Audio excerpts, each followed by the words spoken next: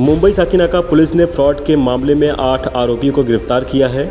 मुंबई से America, UK, Europe देशों में काम के लिए ले जाने वाले नागरिकों को वहां का वीज़ा दिलाने का लालच देने वाले 8 आरोपी को साकीनाका पुलिस ने गिरफ्तार किया है, जिसमें से एक आरोपी हरियाणा से है, बाकी आरोपी पुणे के अलग अलग स्थानों से हैं। पुलिस द्वारा दी गई जानकारी के मुताबिक आरोपी मुख्य रूप से अमेरिका, यूके, यूरोप में नौकरियां ढूंढने वाले नागरिकों से संपर्क करता था और उन्हें विश्वास में लेकर फ्रॉड करता था। पुलिस ने बताया कि आरोपी से पूछताछ की गई तो उन्होंने स्वीकार किया है कि वे पहले कुर्ला और अंधेरी में भी ऐसी वारदात को अंजाम दे चुके हैं। इस बारे में अधिक जानकारी परिमंडल 10 के डीएसपी दत्ता नलावडे ने दी है। साकीनाका पोलीस स्टेशन येथे अमेरिका तसेच युरोपियन कंट्रीजमध्ये पाठवतो म्हणून हॉटेलमधून रिसीव्ह करून कळंबोली मॅकडॉनल्ड्सच्या आसपास लुटलं गेल्याची एक कंप्लेंट आम्हाला प्राप्त झाली होती। या गुन्ह्याच्या तपासामध्ये साकीनाका पोलीस स्टेशनची टीम तसेच झोन 10 मधल्या इतर टीम अशी 8 पथकं तयार करण्यात आलेली होती आणि तांत्रिक तपास आणि गोपनीय माहितीच्या आधारे या गुन्ह्याच्या तपासात आतापर्यंत 8 आरोपितांना अटक करण्यात आलेली आहे। याच्यामध्ये 3 ट्रॅव्हल एजंट आहेत आणि 5 इतर आरोपी आहेत। या ट्रॅव्हल एजंटपैकी 2 दिल्ली आणि जवळच्या परिसरातून अटक करण्यात आलेले आहेत।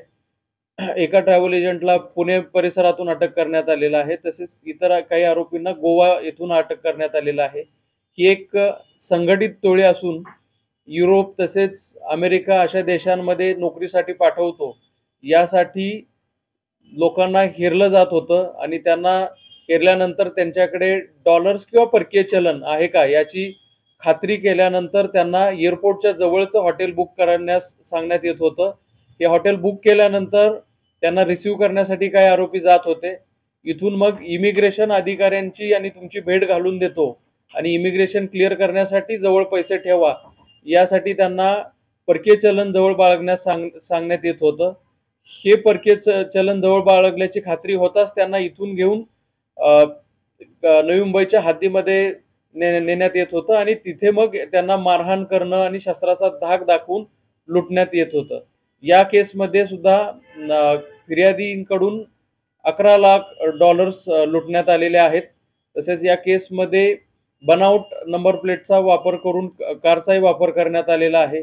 या केसच्या तपासाअंती आतापर्यंत 8 आरोपींना अटक करण्यात आलेली असून काही डॉलर्स, गुन्ह्यात वापरलेलं वाहन, वापरण्यात आलेली नंबर प्लेट आणि इतर साहित्य असं जप्त करण्यात आलेलं आहे।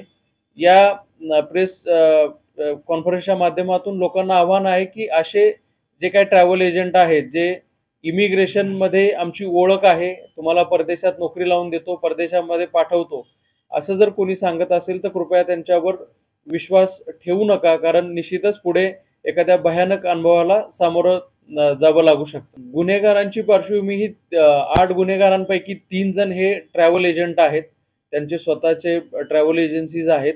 हे छोट्या मोठ्या ट्रिपचं बुकिंग करतात। राहिलेले 5 हे जे आहेत ते ह्या ट्रॅव्हल एजन्सीजसाठी काम करणारे ड्रायव्हर्स आणि मदतनीस आहेत।